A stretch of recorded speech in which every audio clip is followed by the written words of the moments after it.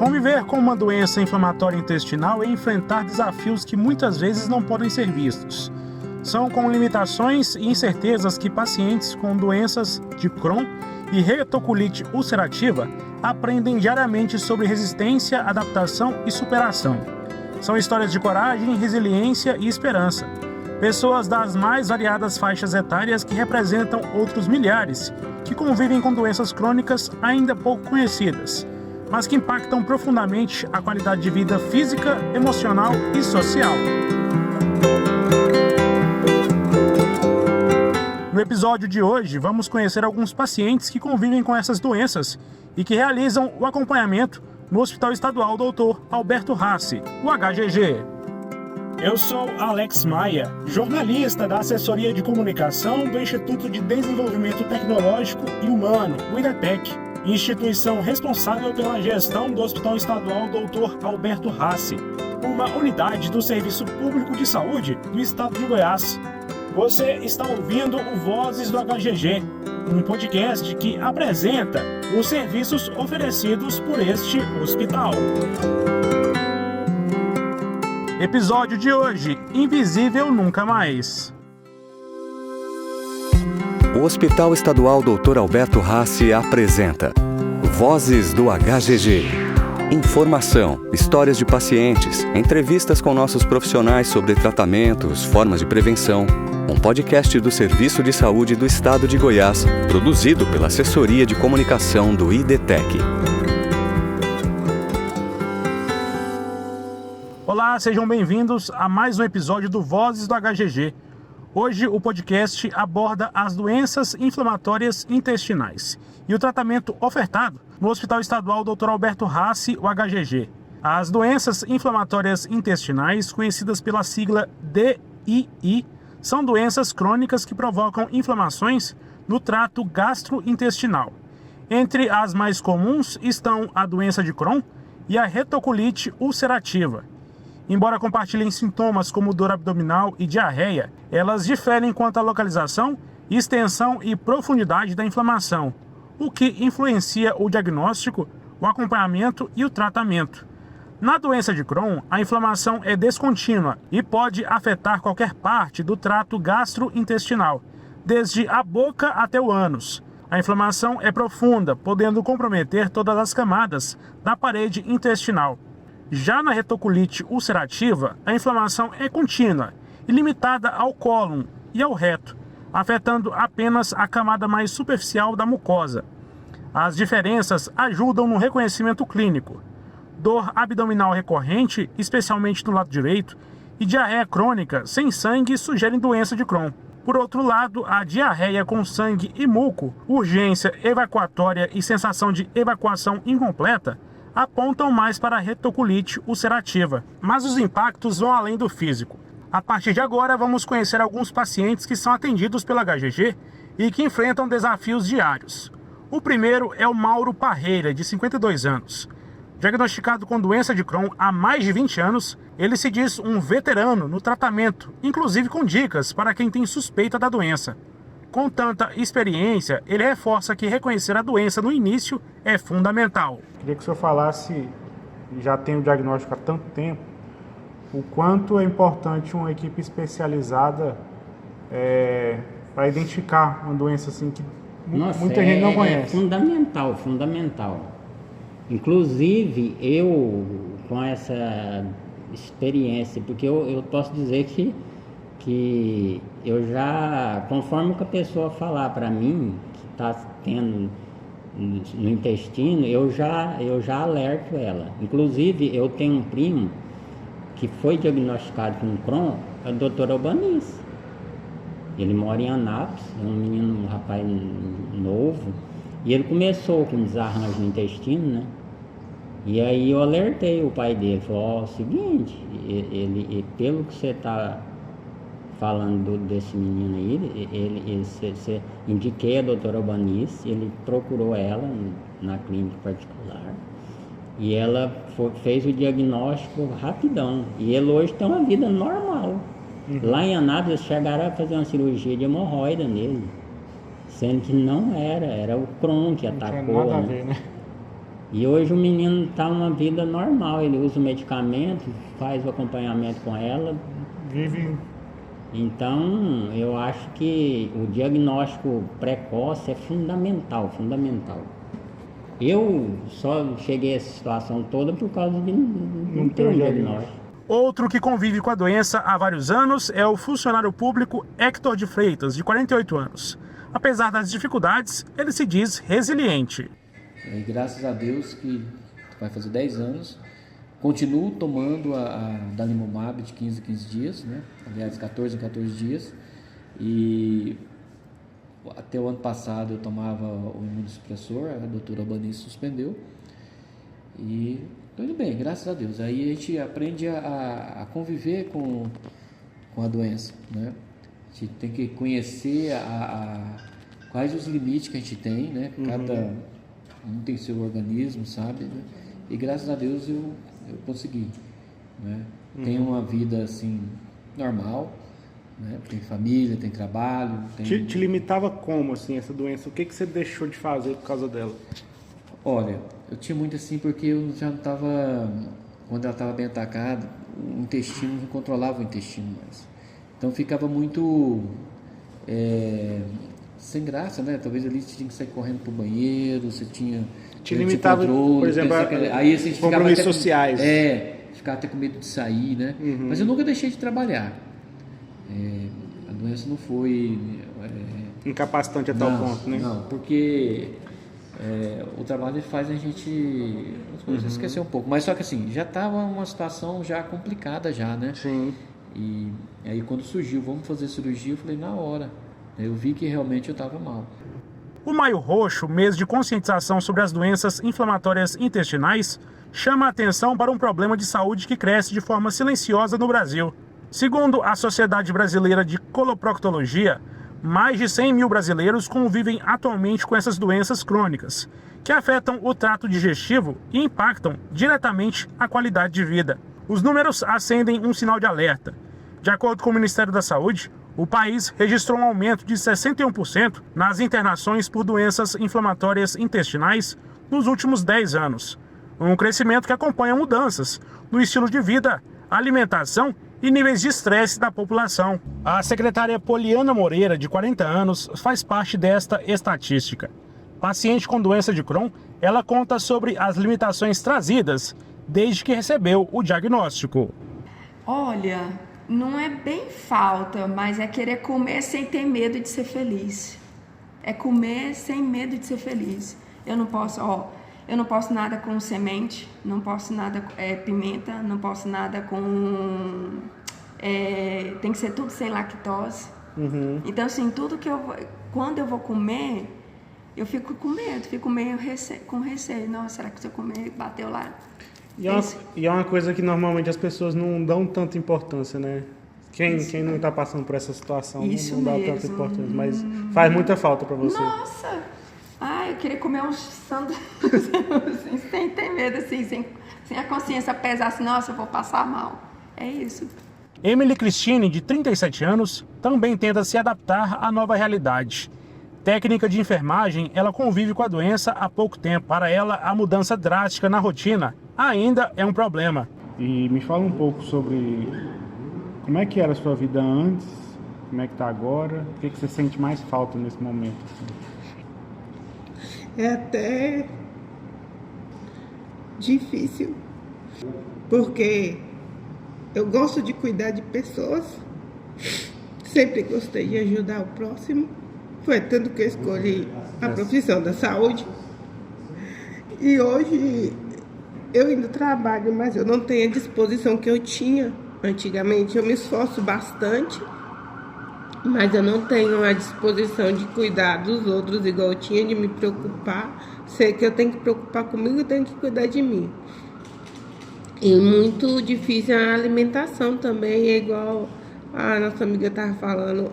A gente come tipo um arroz, uma carne, mas com aquele medo, sabe, de comer e passar mal, porque é uma dor muito insuportável. E assim, você fica com aquela dor o dia e a noite, aí dorme, acorda com a dor.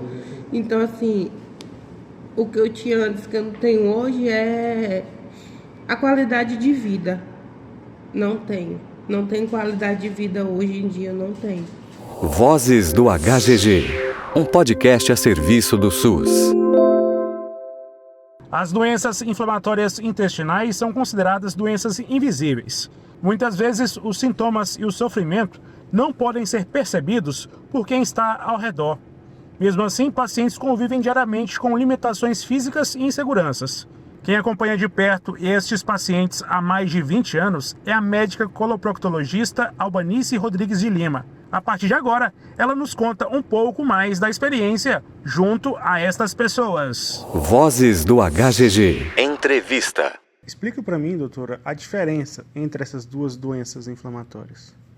Elas são semelhantes quanto ao aspecto clínico, né? Porque as duas geralmente cursam com diarreia crônica, fadiga, perda de peso, uma diarreia que costuma ter muco e sangue nas fezes. As duas podem ter manifestações extraintestinais, né? Como dor articular, espondilite anquilosante, manifestação ocular, como uveíte. Pode cursar também com manifestação hepática, que é a colangite esclerosante primária. E, além disso, o que diferencia mais é que a retocolite, geralmente, ela atinge mais o colo e o reto, enquanto que a doença de Crohn pode atingir qualquer parte do trato gastrointestinal. Então, ela pode atingir o intestino delgado, e pode atingir o colo e o reto. E outra diferença é que geralmente a retocolite só tem manifestação no colo, não tem manifestação perianal. Já a doença de Crohn pode ter fístula, fissura perianal. Então, as duas principais características que diferenciam é se tem comprometimento de delgado e se tem comprometimento perianal, a gente considera como doença de Crohn. E quando é só de reto e colo, fica mais como retocolite. E, na verdade, a evolução delas também é um pouco diferente. E a gente até tem que lembrar que o Crohn, por atingir o intestino delgado, ele pode evoluir sem diarreia, e sim com manifestações como se fosse de semioclusão intestinal. Então, que o paciente às vezes evolui com algum estreitamento do delgado e aí ele começa a ter dificuldade de comer, come, a barriga distende, dá cólica, e ele começa a emagrecer muito, ter anemia. Então, às vezes as manifestações do Crohn, quando ele está comprometendo o intestino delgado, nem sempre a gente vai ficar esperando por diarreia. Às vezes a gente vai ter manifestação mais de dispepsia, perda de peso, fadiga, anemia. O que a gente tem ouvindo pacientes, uma das principais queixas é que o diagnóstico demorou a acontecer. Por que isso acontece, doutora? Por que o diagnóstico normalmente é tardio nessas doenças? Eu acredito muito que hoje a rede básica de saúde não valoriza tanto, às vezes, o quadro de diarreia crônica. Então, um paciente com diarreia que durou mais de um mês, ele precisa ser investigado. Não só por causa das doenças inflamatórias, mas também pelo câncer. Mas as doenças inflamatórias, o que a gente vê muito é o paciente, ele está com diarreia, vai no CAIS, dá um soro de reidratação oral, dá um vermífugo, manda para casa. Voltou lá, está com diarreia persistente, às vezes uma diarreia que tem muco e sangue, porque toda diarreia que tem sangue também precisa ser investigada. E, de novo, eles dão um remédio para verme, manda para casa, passam um antibiótico. Então, eles só percebem que a doença não é uma diarreia comum quando o paciente, às vezes, já perdeu 10 quilos, que já está com anemia, aí que, às vezes, pensam em referenciar ele para um serviço de especialidade.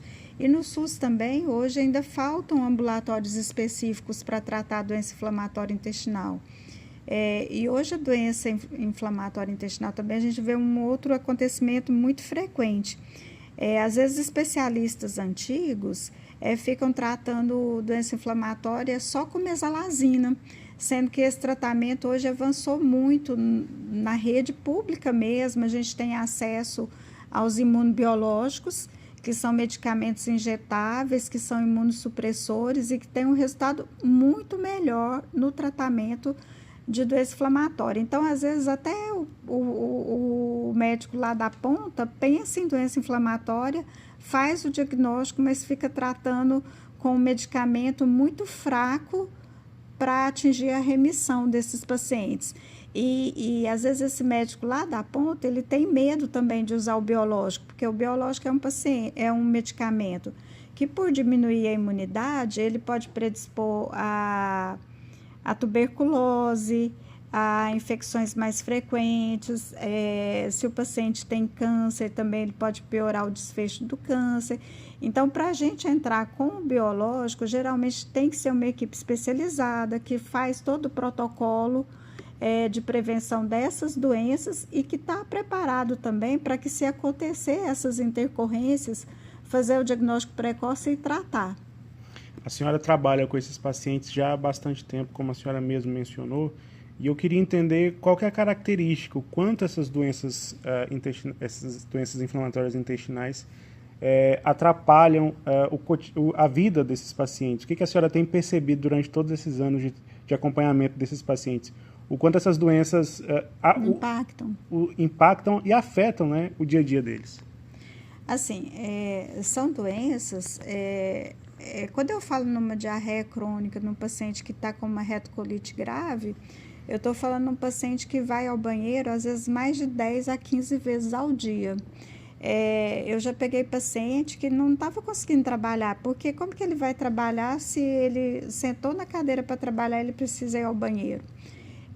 Às vezes ele nem dorme direito, porque é uma diarreia que fica de dia e de noite. E imagina você ter uma diarreia que você vai 20 vezes ao banheiro, até a sua condição social de sair da sua casa fica ruim, a vergonha, né? Eu já tive paciente que teve quadro de incontinência fecal na minha frente, porque as fezes são tão líquidas que a urgência evacuatória é tão grande que ele não consegue. E aí ficam muito fracos, perdem muito peso, anemia, fadiga. Fadiga não é um cansaço comum, é um cansaço de ter paciente que não consegue levantar da cama. Muitos deles, às vezes, precisam de complemento nutricional, precisam entrar com medicamento adequado para essa diarreia melhorar. Às vezes, precisam de internações prolongadas. Alguns evoluem com necessidade cirúrgica, porque a retocolite pode fazer megacolo tóxico com perfuração do colo. A doença inflamatória na forma de Crohn pode fazer estenose delgado com obstrução intestinal, com perfuração.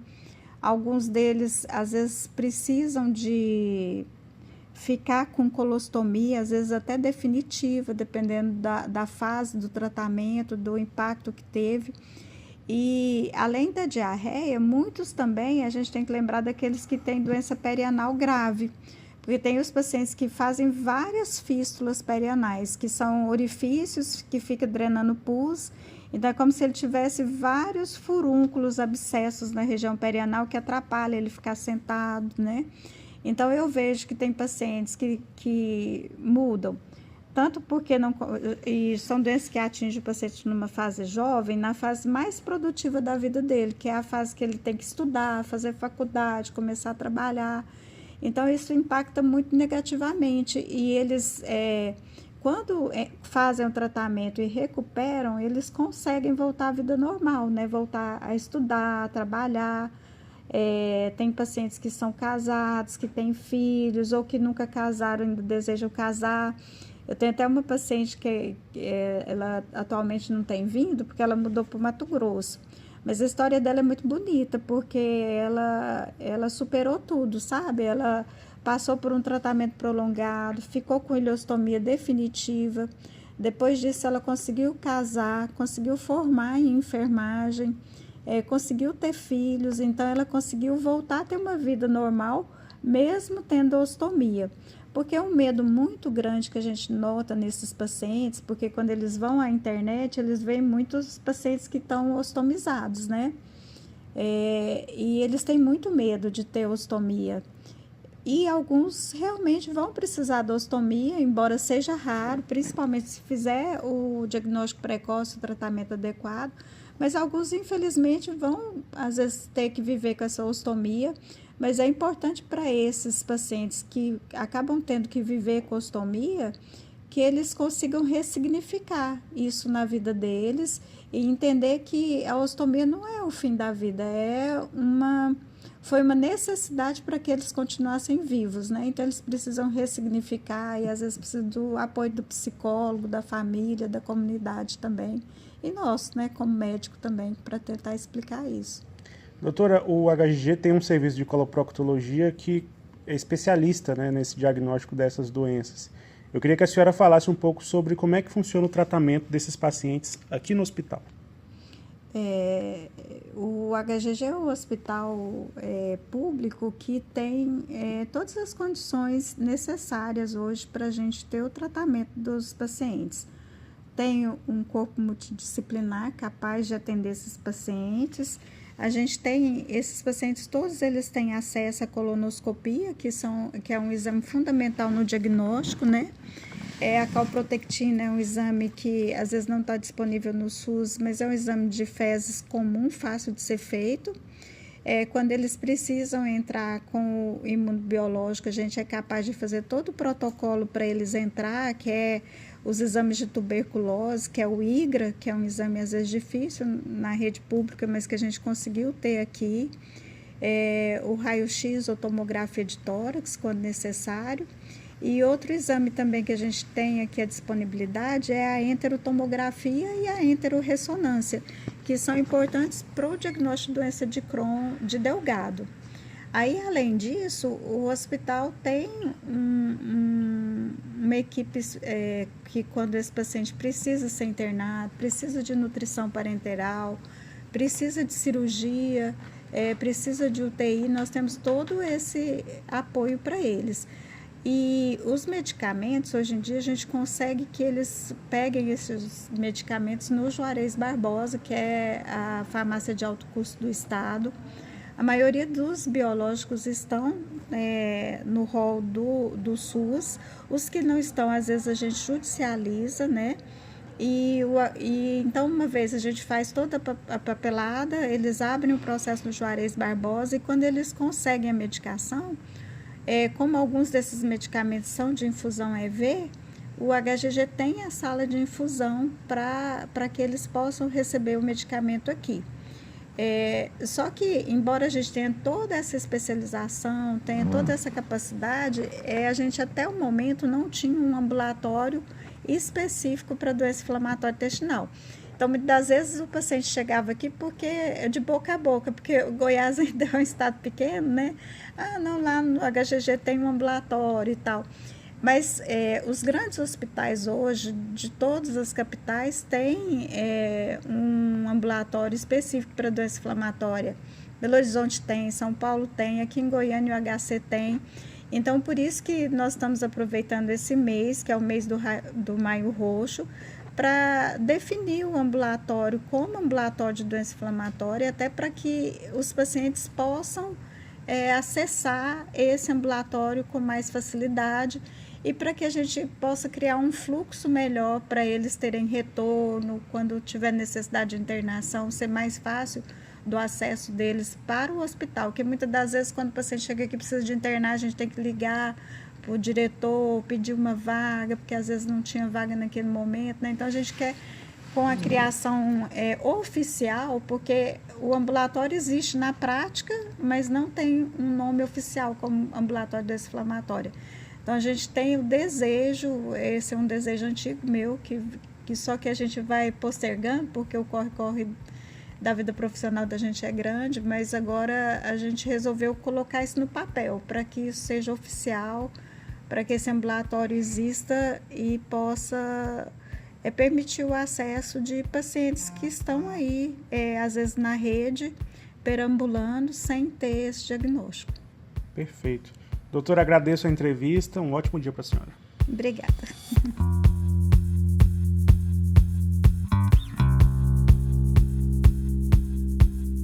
Sabe-se que essas doenças envolvem uma resposta imunológica inadequada, influenciada por fatores genéticos, ambientais e desequilíbrios na microbiota intestinal. dieta e estresse não causam a doença, mas podem agravar os sintomas. O tabagismo é um fator de risco importante, especialmente para a doença de Crohn, e deve ser evitado. Não existe prevenção específica. A principal recomendação é não ignorar sintomas persistentes e buscar avaliação médica. Dor abdominal frequente, diarreia por várias semanas, sangue nas fezes, perda de peso inexplicada, anemia, fadiga intensa ou alterações significativas no hábito intestinal merecem investigação. O diagnóstico geralmente combina avaliação clínica, exames laboratoriais, endoscopia e exames de imagem. Você já ouviu no Vozes do HGG, mas não custa repetir. Se você tem sintomas ou já foi diagnosticado com uma doença inflamatória intestinal e busca atendimento especializado no SUS, o HGG é referência em Goiás. O interessado deve procurar a rede básica de saúde do município onde mora para a regulação. Lá vai ser realizado o agendamento no hospital conforme a disponibilidade de vagas. Falar sobre as doenças inflamatórias intestinais é combater o preconceito, ampliar o acesso ao tratamento e lembrar que mesmo diante das limitações, é possível viver com qualidade, dignidade e esperança. Este foi o Vozes do HGG. Até o próximo episódio. Você ouviu Vozes do HGG. Acesse hospitalalbertorraci.org.br.